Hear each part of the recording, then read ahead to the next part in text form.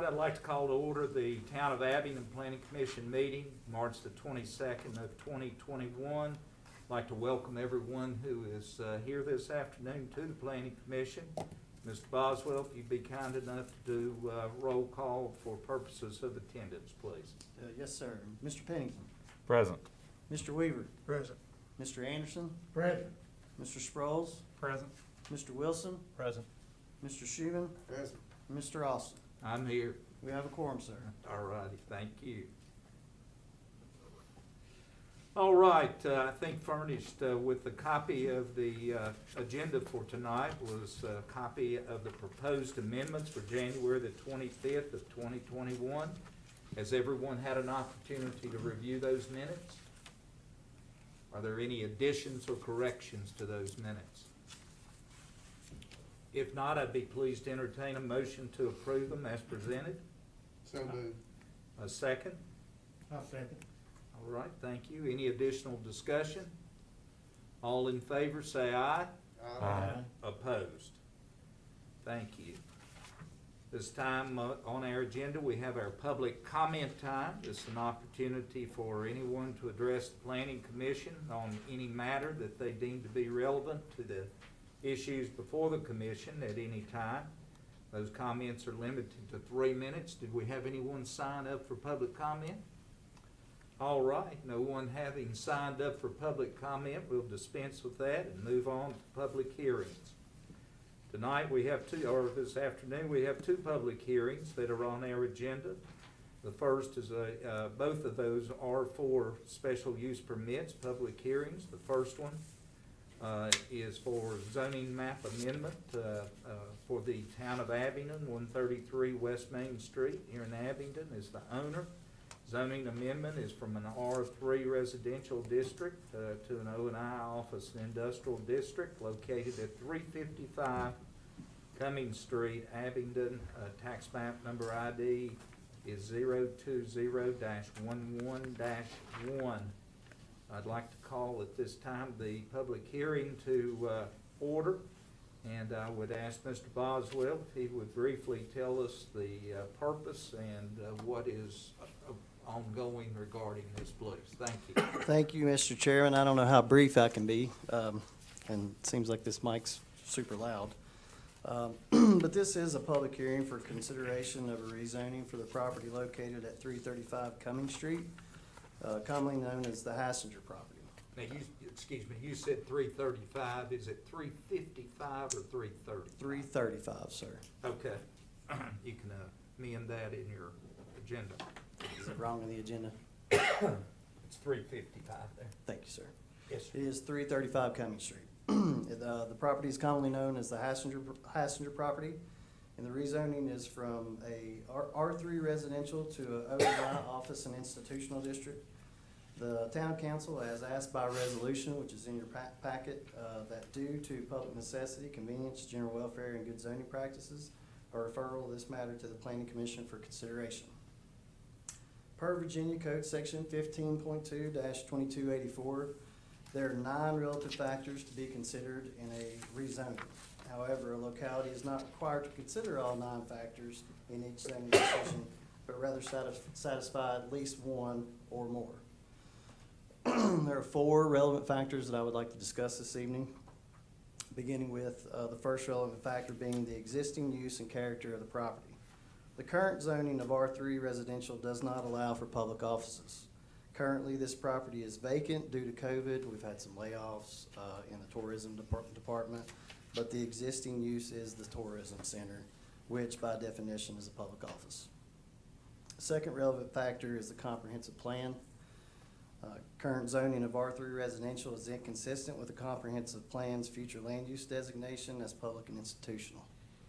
The third relevant factor is the suitability of the property for various uses. The current zoning allows for a limited number of permitted uses by right, predominantly residential uses and not office uses. The fourth relevant factor is the encouragement of the most appropriate use of land throughout the locality. Staff feels that rezoning to office and institutional is a more appropriate use of land and is consistent with the comprehensive plan. As I had mentioned earlier, every proposed rezoning should satisfy one or more of these factors. The locality is not required to consider all 9 factors in each zoning decision, and many of the factors have been addressed in the comprehensive plan. Whether a proposed rezoning is consistent with the comprehensive plan is perhaps the most important consideration in the decision-making process. Mr. Gregg has got some stuff pulled up. If you'll pull up the GIS on the other side, up at the top, Mason. As you can see there, that is the Avenue Comprehensive Plan 2020 Future Land Use Map Designation. The single blue piece of property that you see along Cumming Street is the Hassinger property, which is public and institutional. I'd also like to point out that a rezoning to office and institutional is consistent with the adjacent properties along the west side of Cumming Street. Every parcel along Cummings north of Interstate 81 is zoned commercial or office and institutional on both sides, with the exception of 2 parcels, one being Veterans Park in the green, and the other is the Hassinger property. Mr. Chairman, I'd be happy to answer any questions you or the commission may have at this time concerning the proposed zoning map amendment. Thank you, sir. Any questions from the commission regarding that? I have one. Yes, sir. I understand that at some point you potentially want to sell this property, is that correct? That was the intent. That was decided by the previous council, and they are wanting to sell the In that property. regard, is this property, since it's older, is it protected, or could somebody buy this and potentially destroy the building? That's an excellent question. We're gonna gauge at the next at the next town council meeting. I've been in contact with the town attorney to put a deed restriction into the Hassinger property to protect it, and to. So that's, you anticipate doing that? I anticipate that will happen, yes, sir. For a period for at least a decade. Well, that'd probably do me. Now, that could change. I don't have any control over that, but when we kick around, Mr. Anderson will be part of that, obviously. But that is the intent, yes, sir. That 10 years, is that the max on it, you think? We can make that whatever the council determines is appropriate. It could be 50 years, whatever the council decides. I think that's gonna be a major part of that decision, you know, whoever wants to buy it. Right. You know. Right. Because if we don't make no stipulations on it, you're gonna open the door for just anything to come there. Right. Any type. You potentially could run into the same problem with that property you've run in with the Hiram Dooley house. And the best thing to me, or my thought would be, is that we need to make sure that we take care of that, because I'd hate to see that.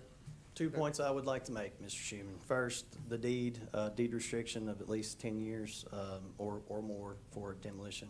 But this property is also in the entrance corridor and is protected by you, the planning commission, and any demo would have to come before the planning commission. Because Okay, it is, so that- because it is a commercial piece of property. Okay. Even though it's not zoned that currently, it is being used commercially as a public office.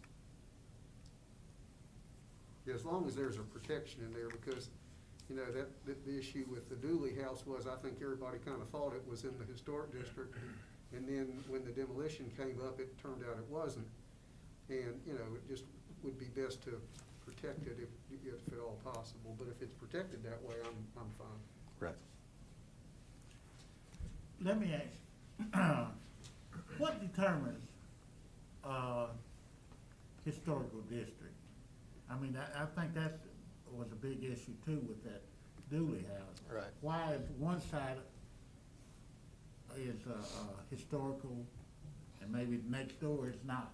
You see what I'm saying? Yeah, I would love to be able to answer that for you, Mr. Anderson. I wasn't around when they set those district Not me boundaries. We're talking about 1971 through, you know, it's been amended a few different times before my tenure. Why they chose, the previous council chose not to protect that particular area of town, I couldn't attest. I have And no idea. it'll probably be changed again with the new. Well, there's been quite a bit of discussion in the Historic Preservation Review Board about expanding the district to match the DHR, the state district boundaries. you'll be involved in that as well Don't on remind the me. council level. Don't remind me. But I couldn't answer why they chose the You know, boundaries that they chose. What I kind can of tell you public too. how it's changed a lot, because the house that we own on Valley Street, when we bought it, was not in the historical district. So there have been changes at different times to include more, and I'm guessing this was just an oversight. Yeah, it seems that was the issue. I mean, there's a few pieces of property along Pecan and Railroad that I think definitely would have met the age criteria for inclusion, but I don't know why they didn't include them. Are there other questions of Mr. Boswell? Thank you, sir. Thank you, sir. Is there anyone else present tonight that would like to speak in favor of or make any comments or oppose the special use permit requested, as I read a moment ago? Anyone else present for that purpose? If not, I'll declare that the public hearing is closed. I'll ask the Planning Commission for any comments that any member may have in regards to this request, and be pleased to entertain any motions regarding this request. Mr. Chairman, I would move that we approve the request with the understanding that the town is going to protect the property as is for at least 10 years. All right, thank you, Mr. Schuman. Is there a second to that? Yes. All right, thank you very much. Any additional discussion in regards to it? If not, Mr. Boswell, we'll have a roll call vote, please. Mr. Pennington? Aye. Mr. Weaver? Aye. Mr. Anderson? Aye. Mr. Sproles? Aye. Mr. Wilson? Aye. Mr. Schuman? Aye. Mr. Austin? Aye. All right, that has passed unanimously. Thank you very much, sir. Second tonight, public hearings for special use permit. We have Robert Blake Baker, 239 Valley Street Northeast, Abingdon, the owner. A special use permit to allow a short-term rental in B2 General Business District located at 313 Hannah Street, Abingdon, Virginia, tax map ID number 13-1-86. I'd like to declare that the public hearing come to order at this time, and again, ask Mr. Boswell if he come over and give us an overview of this, please. Thank you, Mr. Chairman. I'm sure everybody's getting tired, along with Mr. Baker, of having to deal with this issue. As you all know, you had amended the ordinance back in 2020 to allow for short-term rentals in the commercial districts B1, B2, B3. Mr. Baker had been before the commission on several occasions asking for this to be allowed. It is allowed now through special use, and Mr. Baker is wanting the planning commission to allow him to utilize this piece of property on a short-term basis. Staff has done an analysis. Will you go back to it so I can actually see what I wrote? Based upon, actually, I can't even see that. I got a whole lot of it.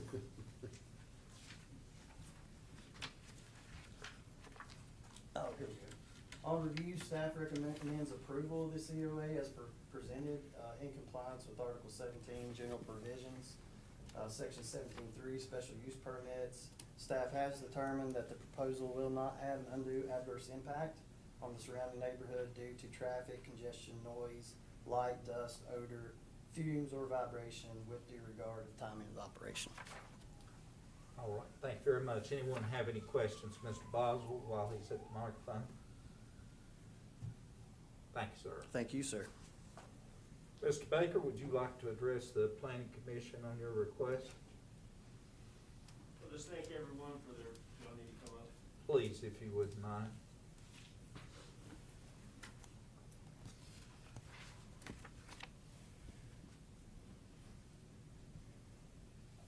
Just thank the commission for their patience and their thoughtfulness as we've meandered through this maze of a request, and we're certainly appreciative here in town of the folks that live here for the job that you guys do, and thank you for being so deliberate and taking your time and thinking through the nuance of each request, and I appreciate that this one is hopefully coming to fruition soon. And also, I'd like to thank Mr. Boswell for his professionalism and his assistance on both sides of the aisle with questions and answers, and helping me as the homeowner, again, find out what avenues are available to us as homeowners, and hopefully very soon, short-term rental folks. So if you got any questions for me, I'd be happy to take those now. Commission have questions of Mr. Baker? Thank you again. Thank you, sir. Thank you, Mr. Mayor. Is there anyone else present tonight that is here to speak in favor of or to oppose the special use permit requested by Mr. Baker? If not, I'll declare that the public hearing is closed. Be pleased to hear any discussion the planning commission members have in regards to it, or entertain any motions you might have.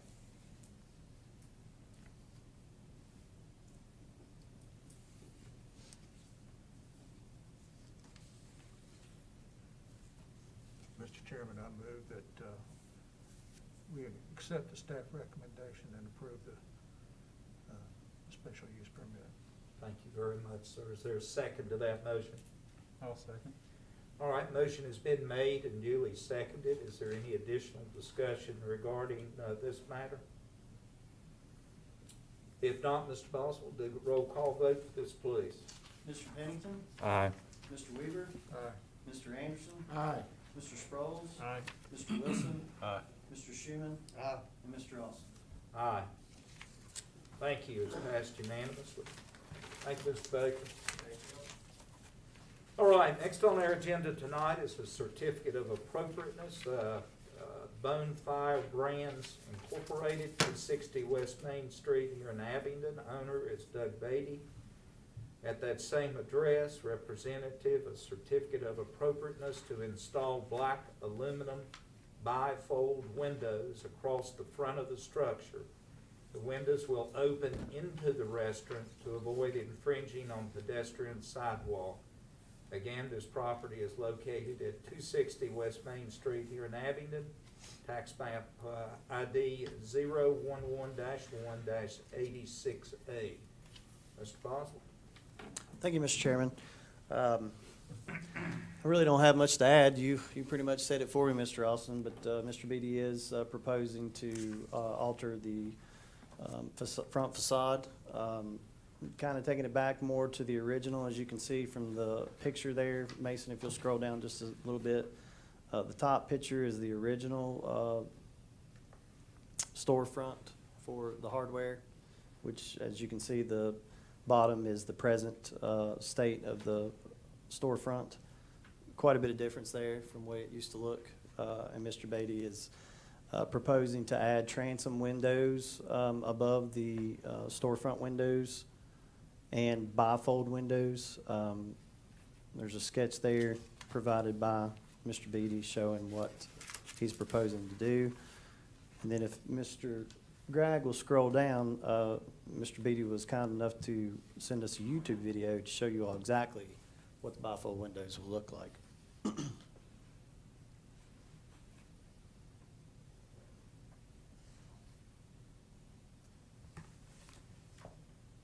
Oh, right there. Is it not letting me do it? I'll do it from up there. I don't think you can do it. You'll have to take the mouse up there probably.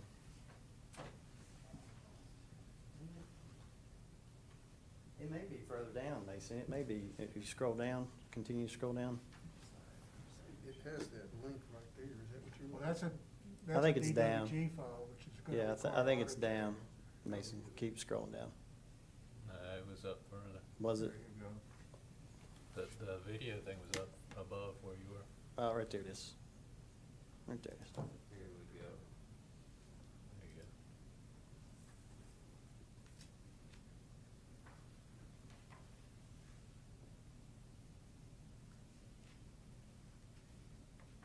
And part of the application, this, the bifold windows will be interior, they'll open to the interior. Gives a sense of bringing the outside inside. Very interesting. That is, all right. Only on the front of the building? That's correct. Mr. Beatty is here tonight. If he can Yeah. explain it probably better than I can. But it looked to me like would have been on the west side. The longer set of windows, storefront windows there would be replaced with the bifolds. Is that correct, Mr. Beatty? Well, we're replacing the entire storefront.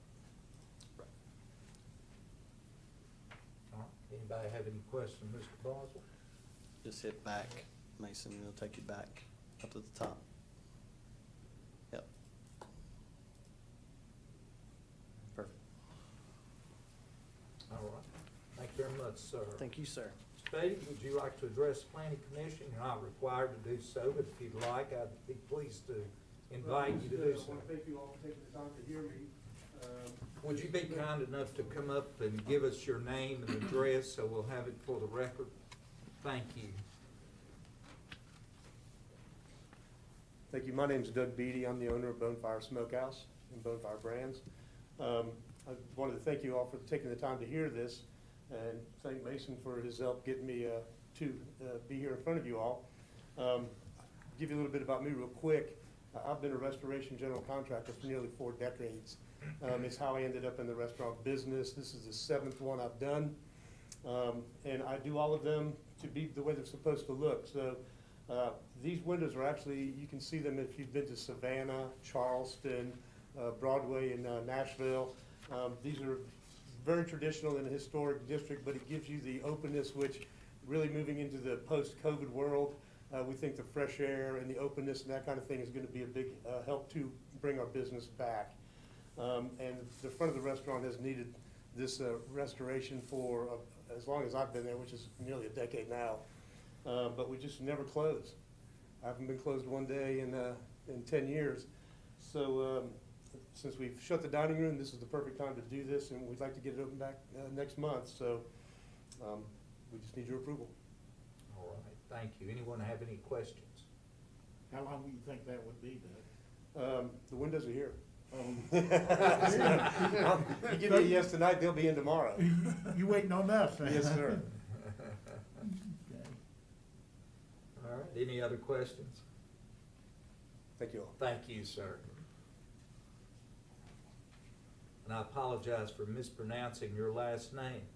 It happens all the time. I take Beatty or Beatty, either one I'll Thank thank you, I appreciate that. All right, any other comments from the planning commission regarding this COA? If not, I'll be pleased to entertain any motions in regards to it. I'd make so motion. All right, thank you, sir. Second? I'll second. Motion's been made and seconded. Any additional discussion from the commission? If not, Mr. Boswell, we'll have a roll call vote, please. Mr. Dennington? Aye. Mr. Weaver? Aye. Mr. Anderson? Aye. Mr. Sproles? Aye. Mr. Wilson? Aye. Mr. Schuman? Aye. And Mr. Austin? Aye. All right, thank goodness we don't have to send those windows back. Thank you, sir. Thank you. All right, next on our agenda tonight is general discussion regarding the update on the zoning and subdivision ordinance. Boss, we got that for us? Yes, sir, Mr. Austin. I'll be very brief. You've already said you can't do that. Well, this one I will be, I promise. The next step in the process, we are having a stakeholder interview scheduled from 11 to 4 p.m. on April 1st. After that, staff will quickly make it over to the Small Business Incubator and hold the first public workshop for the zoning and subdivision ordinance update. Okay, good. Anyone have any comments or questions? Okay, thank you very much. Thank you, sir. Are there any matters of old business or matters that are not on the agenda that the commission needs to consider tonight? Any announcements? If not, I'll entertain a motion to adjourn. So moved. Second, I'll second. all in favor say aye. Aye. Opposed? Thank you. Thank you, gentlemen.